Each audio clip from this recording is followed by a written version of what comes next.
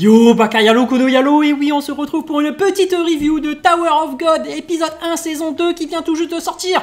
Évidemment, avant de commencer la vidéo, instant auto-promo, bien évidemment, mon manga Wolfus, disponible légalement et gratuitement sur Manga Draft, je te mets le lien en description, comme ça tu pourras cliquer dessus et aller voir directement mon manga. Et d'ailleurs, il y a aussi le lien sur Voir Anime, si tu veux aller voir directement Tower of God, et c'est très compliqué de s'y remettre parce que ça datait d'il y a plus de 3 ans, et je me rappelle déjà qu'à l'époque je trouvais que c'était un Hunter x Hunter de Wish, hein, il faut dire les termes. On voyait Bam, il y avait qui représentait un peu Gon, hein, il y avait une sorte de Kira, ils arrivaient dans une tour. Bon, on se rappelle que effectivement il y a Rachel, une grosse connasse qui avait trahi notre ami Bam et l'avait poussé dans le vide au moment où pile ils allaient réussir l'examen et pouvoir gravir les échelons au niveau de la tour. On se rappelle également qu'il y avait du Shinzo, ils avaient signé un contrat pour utiliser ce Shinzo, donc c'est une eau sacrée au niveau de la tour qui permet un peu de tout faire, un peu comme dans le Nen de Hunter x Hunter, c'est-à-dire que tu peux générer des armes, tu peux l'utiliser en tant qu'arme, tu peux vraiment te faire tout ce que tu veux avec. C'est un peu une eau sacrée qui peut se générer à partir de l'atmosphère de la tour, enfin bref, tu peux tout faire avec. Et là en fait, comme Bam s'est fait pousser par Rachel, il a été sauvé, en fait on le pensait tous morts, mais il a été sauvé par Waryu. Et Waryu, c'est un personnage particulier qu'on ne connaît pas trop, mais qui semble être extrêmement puissante, et qui est en charge de Bam, et du coup, c'est ça l'introduction en fait. Elle va essayer de le réintégrer dans la course, et donc on va voir Bam de retour très certainement.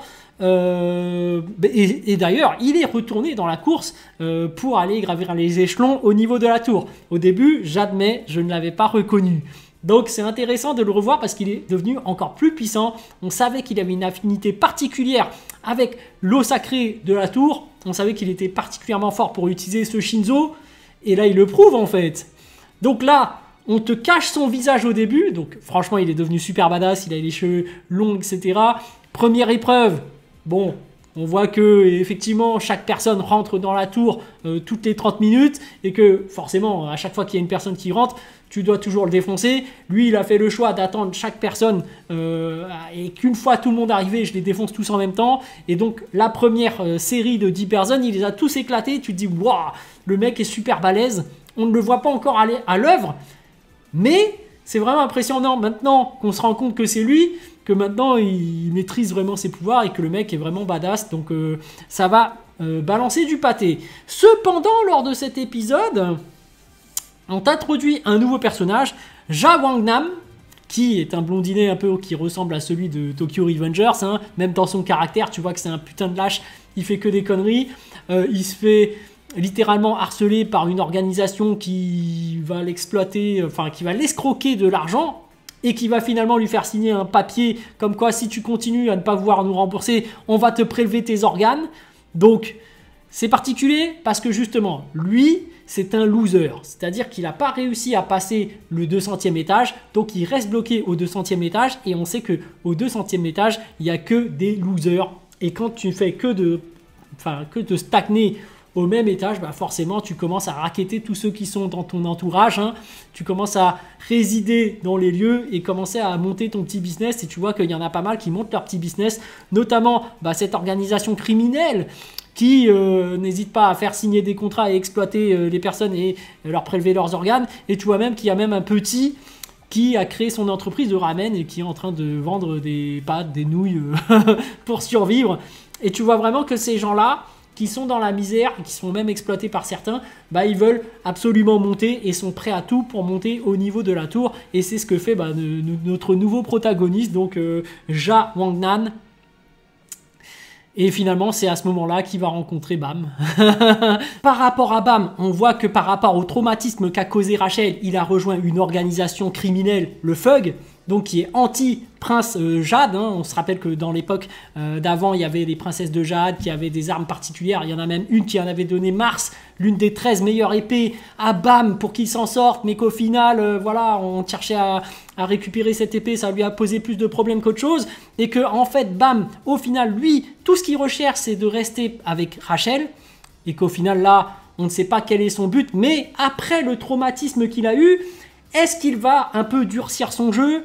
Est-ce qu'il va toujours se laisser avoir au final, dans cette tour, lorsqu'il rencontre Ja, donc Ja Wangnan, il va se faire avoir par déjà son côté fourbe d'essayer de négocier, d'essayer de faire alliance, et en fait non, au final l'autre va le trahir, va lui jeter une bombe, et que finalement à travers ses paroles qu'il veut devenir le meilleur de la tour, ça va lui rappeler des souvenirs par rapport à Rachel. Donc au final tu sens que Bam est toujours sous l'influence de Rachel. Est-ce qu'il va réussir à faire le pas et se libérer de son emprise? Peut-être pas, mais en tout cas, on voit quand même qu'il a réussi à durcir son jeu. Tu vois que par rapport aux gens, ils souhaitent tous les éliminer.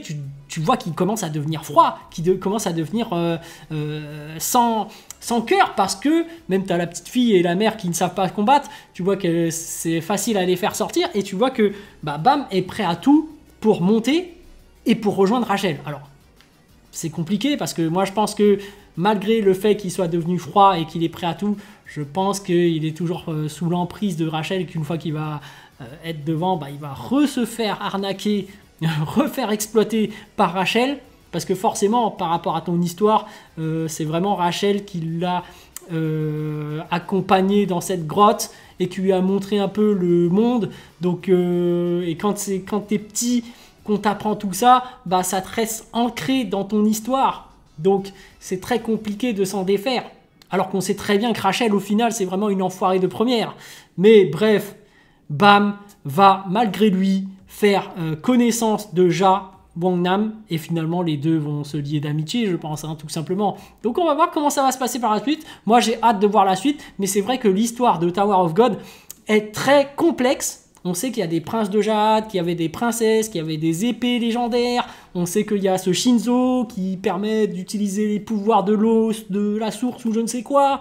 On voit qu'il y a énormément de personnages qui se défilent. Il y en a encore plus maintenant. On voit qu'il y en a un qui est capable de faire une sorte de barrière infranchissable, on va dire ça. Donc chaque personne qui combattait ne peut pas percer sa défense. Il y a un autre qui a une espèce de lance maintenant, qui combat avec. On voit qu'il y a une nouvelle équipe qui se forme. Et on voit qu'il y aura d'autres examens pour passer au-dessus, pour gravir les échelons au niveau de la tour. Ça va être intéressant de voir comment Bam va s'en sortir dans toutes ces épreuves qui sont particulières. À chaque fois, il rencontre de nouvelles personnes. À chaque fois, il y a des caractéristiques particulières, des contextes qui font que l'épreuve est plus ou moins dure. Et finalement, voilà, on va voir si au final, Bam va retrouver Rachel. Et est-ce qu'il va encore se faire arnaquer? Est-ce qu'il va encore se faire escroquer? Est-ce qu'il va encore se faire avoir par cette Rachel qui est une vraie enfoirée de première? Mais bref, voilà. Sur ce les amis, je vous dis donc à plus dans le bus, ou plutôt à plus tard dans le car, ou plutôt à bientôt dans le bateau.